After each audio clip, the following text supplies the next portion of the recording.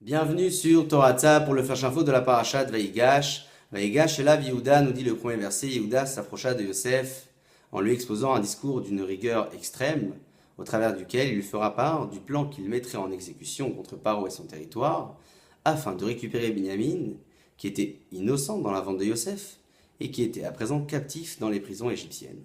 Suite à cela, Yosef se dévoile à ses frères, qui étant sidérés, n'avaient pas su quoi lui répondre. Le Rav Betzalel HaKohen de Vilna a expliqué les paroles du Midrash en disant que si déjà face à Yosef, qui avait su se convaincre que la fin justifiait les moyens, en parlant de sa propre vente qui lui avait permis d'occuper à présent la fonction de vice-roi, les frères n'avaient pas su quoi répondre, quand sera-t-il le jour du jugement céleste, dans lequel il sera dévoilé que la fin ne justifie pas toujours les moyens négatifs exploités par l'homme dans sa vie? Comment va-t-il savoir y répondre? Le Rav Shimshon Raphaël Hirsch nous enseigne que dans chacun de nos faits et gestes existe une facette positive et une facette négative. À nous de savoir exploiter le côté positif de chaque chose pour ainsi réussir à traduire correctement les événements présents dans notre quotidien.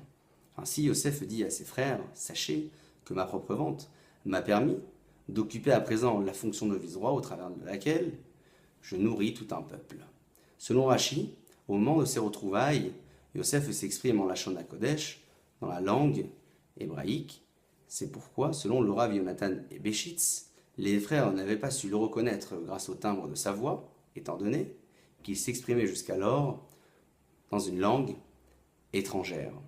Il ordonne à ses frères de ne pas se mettre en colère en chemin et de ne pas regretter la vente qui a été réalisée en leur transmettant différents carrosses chargés de cadeaux à destination de son père, des cadeaux qui permettront à Yaakov Avinu de retrouver cet esprit divin qu'il avait perdu depuis 22 ans.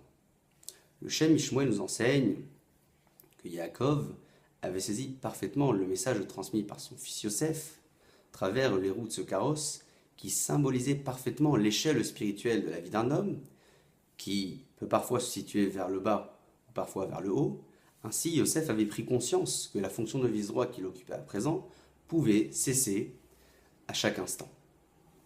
Pour conclure, nous dit le Ktav Sofer que la raison pour laquelle Yaakov Avinu lisait le Kriyat Shema au moment de ses retrouvailles était simplement pour faire prendre conscience à son fils Yosef que tout le respect attribué à un roi ou à un vice-roi ne provient que du fait que Hakadosh Baruch Hu a su partager le respect qui lui est dû dans ce monde.